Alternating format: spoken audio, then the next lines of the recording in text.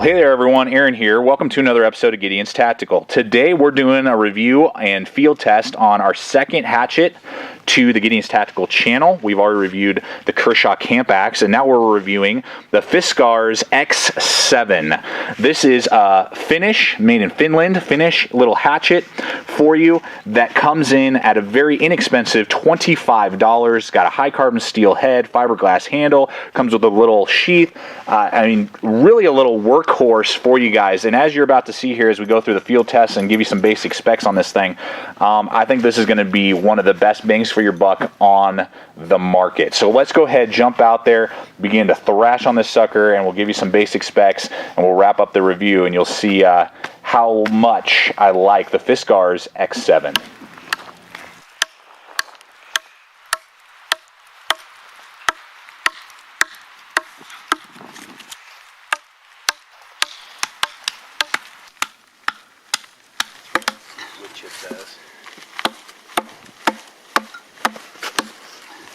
You like that Giddy Up Tactical? Oh yeah. I'm doing a cowboy review. Yeehaw! Giddy Up. Gosh. X7 is ridiculous! Look at that. Done. Even with the top balls, you always want to make it in a bird's nest. So basically what you're doing is you're putting the thinnest stuff on the bottom. That X7 can definitely carve like that. Check that out. Heck yeah. All right, let's go ahead and talk about the business end of the Fiskars X7. What you have here is high carbon steel head, Rockwell hardness of 55. So it's pretty tough, very durable. You know, it's not going to chip out on you big chunks or anything like that, like say a harder, you know, like Wettling's axe, you know, at Rockwell hardness. I think they're like 60, 61 on their Rockwell hardness. You know, so they're super tough and, you know, hold an edge forever. But if you miss or, you know, you just hit a really hard knot, they can sometimes chunk out on you and chip out on you. So this 55 Rockwell hardness is good. You know, it's not ideal, but for a price point of 25 bucks, you know, it's not bad. And it's very, very easy to get an edge back on this thing, guys. I use my Work Sharp field sharpener. Piece of cake. I've already resharpened this blade and cleaned it up. You can see how well and easy it cleans up. I mean, I can get a literally shaving sharp edge back on this thing in like a minute and a half with my Work Sharp field sharpener. So very easy to maintain this high carbon steel blade. It does have that flat black coating or flat gray coating on the head to protect against rust. Some of the specs for you on the actual head is the cutting edge is 2 3/4 of an inch or 2.75 inches long. It does have that Scandi grind, which again makes it super easy combined with the high carbon and the 55 Rockwell hardness. So very easy to get an edge back on there, and again, shaving sharp edge. 5 inches from the edge to the back of that kind of pommel back there that you can easily hammer in tent pegs and different things like that. And then the thickness of the head is 3/4 of an inch or 0.75 inches in thickness. So definitely really nice, good quality head there. Nothing to complain about. And you can easily get feather sticks and things like that with that Scandi grind edge right there. The knife, I mean, excuse me, the axe, so used to doing knives here on the channel. The axe is not a full tang. We'll talk about the handle in a little bit. The head goes to right here, so there is no, you know, core to it. It's just the head seated in the handle there, but it's nice and secure and seated really well. You're not going to really worry about that thing flying out of the handle. So those are the basic specs and overall kind of feel of the head, the business end of the Fiskars X7.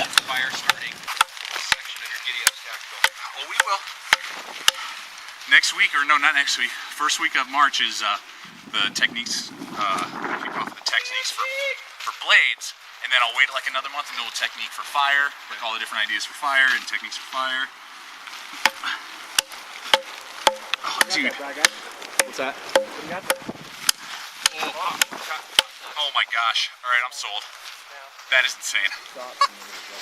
All right, easy way to split some wood with the hatchet is just get a good pack right there, and then you just lift and swing down and pound through with both the hatchet and the piece of wood. So just go like that. You see that crack all the way almost halfway through the piece of wood. Do it again. We got it all the way down to right about here is the split. So I'll just kind of find the crack again, try and get a good bite in there. There we go. You can see, maybe I'll split this wood pretty easily here. So now, get another good bite. Rotate. You just kind of work with it. This is definitely, you know, softer wood than say other wood out there. So, but it's what I got around and what I can work with. You can really get those pieces of wood. There we go. Broken up, nice and easy. There we go.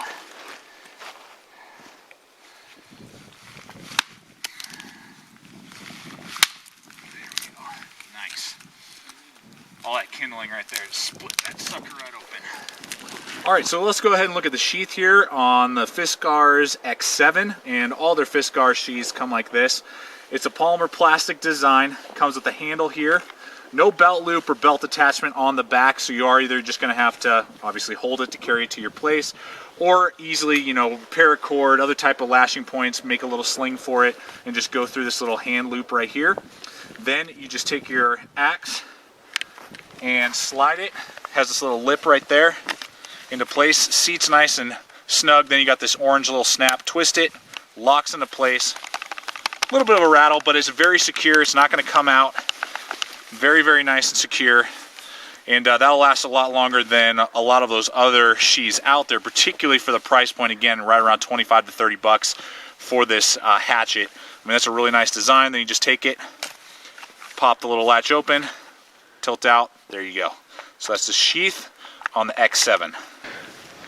All right, let's go ahead and take a quick look at the handle on the X7. It is 14 inches long from the top of the head to the bottom of the handle, 14 inches, great compact size, you know, so it's gonna be small enough to easily put inside, you know, a multi-day pack if you're doing a backpacking trip or something like that. Very easy to do with the X7. It is a fiberglass polymer plastic composite, so it's, they say on their website, stronger than steel. Obviously, if it was just one piece of full tanged, you know, steel, I think it'd be stronger, but according to them, it's stronger than a full tang axe, basically.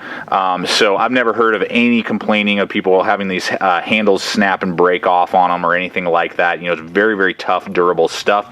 And the axe itself weighs in at 22.6 ounces, so that's a great carry weight. You know, got some good heft to it. You know, that's as heavy as an SE Hungalis. You know, I mean, that's definitely up there with large, heavy-duty fixed blades. You know, and that fixed blade costs $160. This thing's going to run you about 25 bucks on Amazon or eBay. So that's awesome. Then it is a hollow handle, as you can see. It goes all the way through. That's hollow to the head. So that's just, you know, kind of cuts down on the weight. So it's definitely, you know, head heavy, which is awesome. And then extremely ergonomic handle down here with a very, very large lanyard hole. You could easily run 550 through there twice. A very ergonomic, as you're seeing, as we're using this. I mean, it never wants to fly out of my hand. It stays there, it's gripped, and I never really have to reset, and extremely comfortable and doesn't wear out my hand. This fiberglass handle is really well designed on this X7.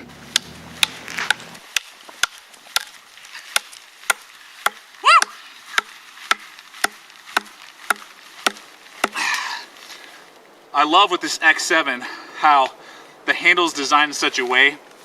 I don't even have a lanyard on this. My hand is just locked into place. Very rarely have to reset your hand. And I'm going through this hard piece of pine, about 5-6 inches thick. I mean, this thing is dominating that piece of wood.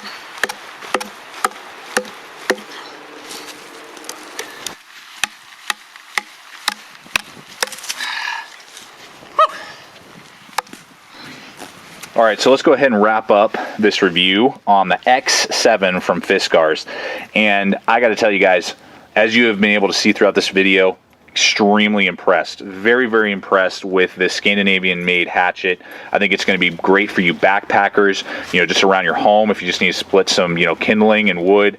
I mean, any way you slice it, you are going to love owning one of these things. And at $25, I mean, buy a few, throw them around, put one in your truck, you know, put one at your cabin, keep one in your bug out bag, keep one in your survival kit.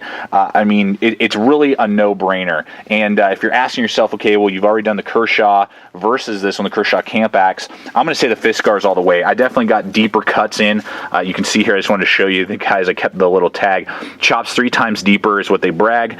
More power per impact, superior blade design, and virtually unbreakable. And I would agree with all those statements that they have on their little packaging there. It definitely chopped a lot deeper than the Kershaw, you know, and it may not be a full tang, but it was much more ergonomic in my hand. It was a lot more ergonomic, never had to reset, didn't really even need a lanyard. It's good to have, but didn't really need it. And I kind of like this design of the sheath a little bit better with how I kind of use a paracord sling to kind of carry it over my shoulder. So, I mean, all around, and it's, you know, not made overseas in China or something. It's made overseas in Finland, you know, Scandinavian. Those guys know what they're doing with all the Moras that we've seen, you know, and just the inexpensiveness of the item, but the quality that you're getting is absolutely there, guys. So I love this thing for 25 bucks. You can't beat it.